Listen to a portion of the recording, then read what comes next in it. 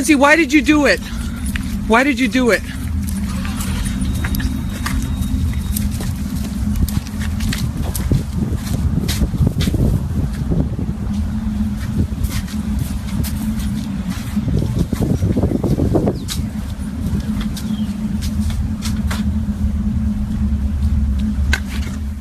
Yo, YouTube, what's going on? Trey back again, hit you with a video. Now this video right here is about the rapper Chinx Drugs, may he rest in peace. Formerly signed to French Montana. French Montana signed to Puff Daddy, P. Diddy, Sean Puffy Combs, you know, the new comb, hair comb. Puff Daddy got all kinds of names. But anyway, this story right here is pretty much a conclusion to what already took place back in, I think it was 2015 when the rapper got shot early in the morning, I think like 3, 4 in the morning outside of some little store or something in his Porsche.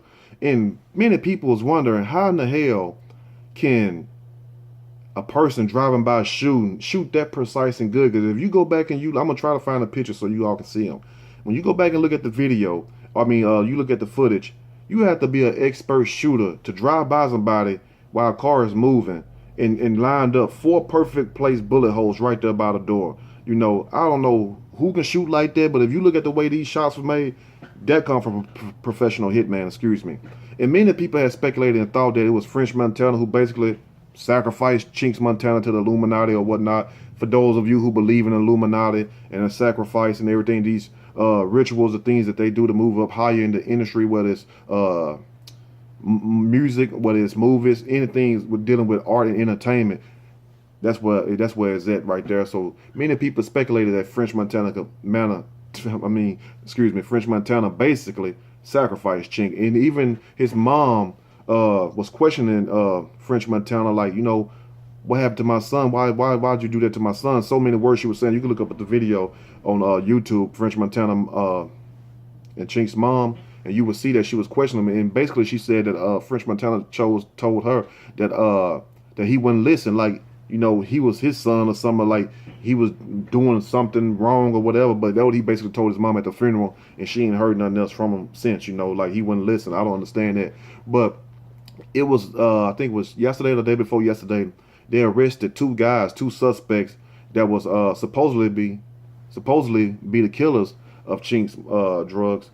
And also they're starting to talk, and it leaves you to wonder why all of a sudden now they catch these guys, and how did they catch these guys? You know, if this much time went by and it was nobody out there that seen it, nobody reported anything, how did these guys get caught? You know, how did these guys get arrested? And that's what I really want to know. So I'm gonna read a snippet from this story, and it will bring more light to the situation, and I will give my opinion as we go. NYPD cops have busted 2 inmates from Long Island for the 2015 drive-by shooting of the slaying of the rapper Chinx Drugs, officials said Thursday. Suspects Jamar Hill, 26, of Valley Stream, and Quincy Holmer, 32, of Baldwin, both face a 5-count indictment on charges of second-degree murder, attempted murder, assault, and criminal possession of a weapon. Queens District Attorney Richard A. Brown announced both Hill and Holmer were locked up on unrelated charges, according to a law enforcement source. Holmer was behind bars on a federal charges, and Hill on state, sources said. Lionel Chinx Pickens, 31, was killed and his friend wounded in Queens in a drive-by shooting in an up-and-coming rapper's brand-new Porsche less than an hour after performing at a Brooklyn nightclub on May 17, 2015.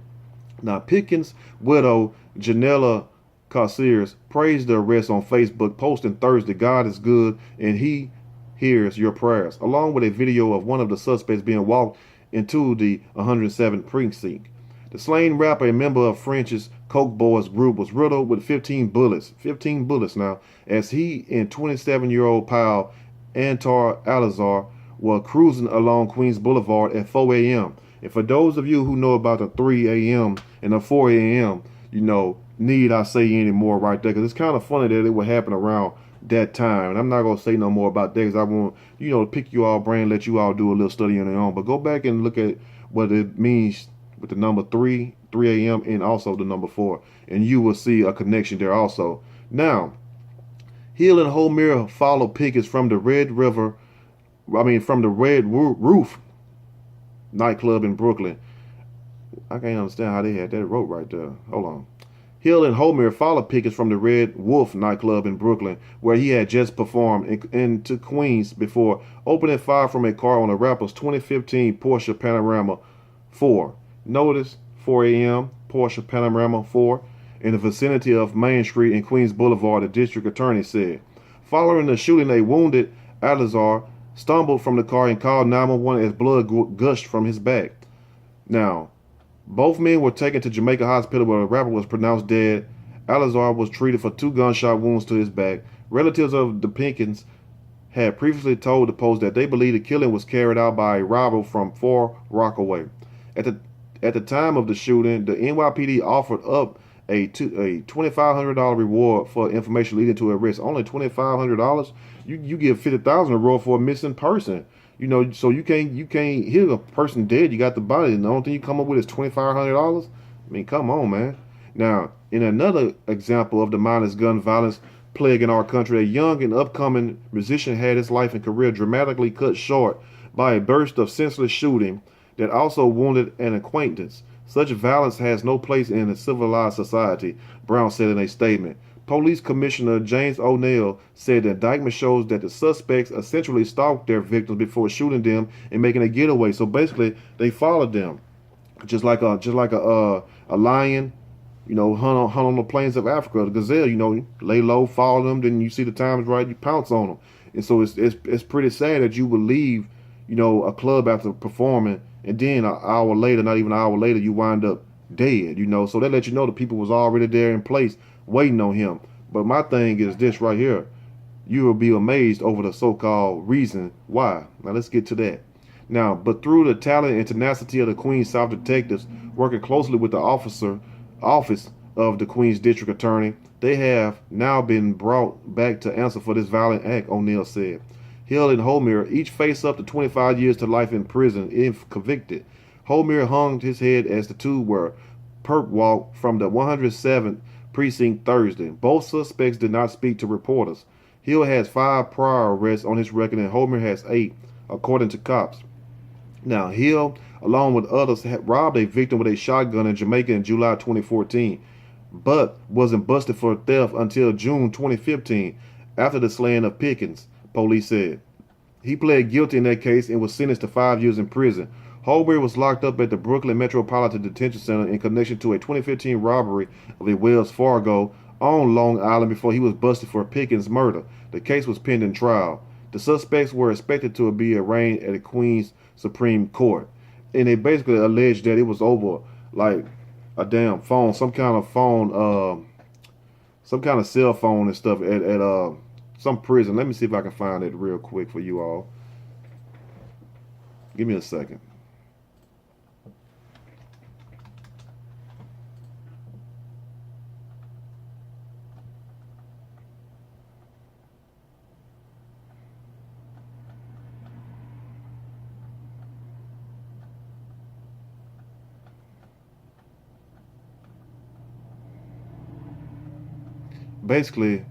Basically something having to do with some kind of phone or something that happened in some kind of way. They're trying to relate this back to something that happened in jail over a phone, and that these guys were basically just retaliating, and also jack artists, basically just go around robbing people. But this is what I want to know right here. It's like, number one, why was Chinx driving through this area at 4 in the morning if he already got through performing at 3 o'clock? Why was he still out, just cruising like that, if you will? Many people say that, that once he left the club, he was actually headed home, but some kind of way he wound up somewhere else. And how did he wind up there? I don't know. Did he know that he was being followed? That remains to be seen right there also. But it isn't funny, not funny, but isn't it sad but strange that in a certain way that he would die at 4 a.m. in a Porsche Panamera 4 he was in. So you got to understand how these numbers work.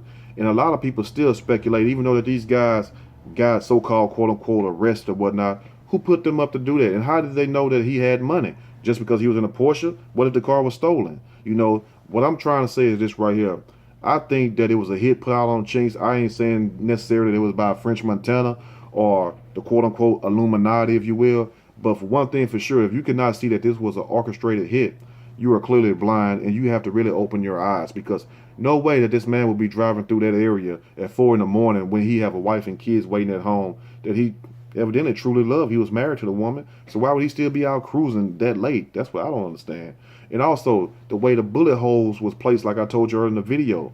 How in the hell can people just off the streets just shoot that good? I mean, you had to be a hell of a shot. I'm not saying it's not possible, because it is, but that right there looked like a trained assassin right there. That was a hit.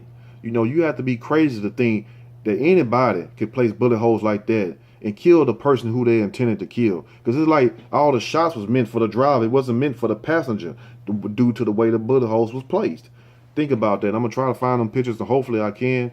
But I want you all to give me your opinion. What do you think really happened to Chinx? Do you think that it was just a robbery gone wrong? Do you think that it was an Illuminati hit for French Montana to rise up in the game, which he did, you know? Or do you just think that he was just in the wrong place at the wrong time and it was just his time to go?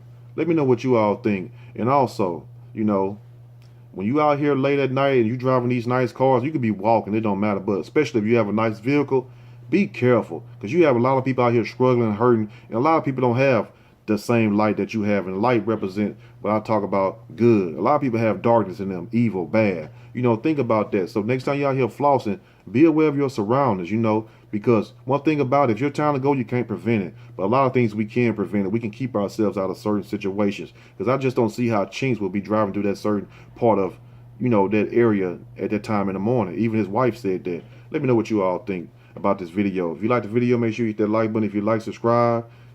Till next time, y'all stay blessed. Have a good day. I'm out.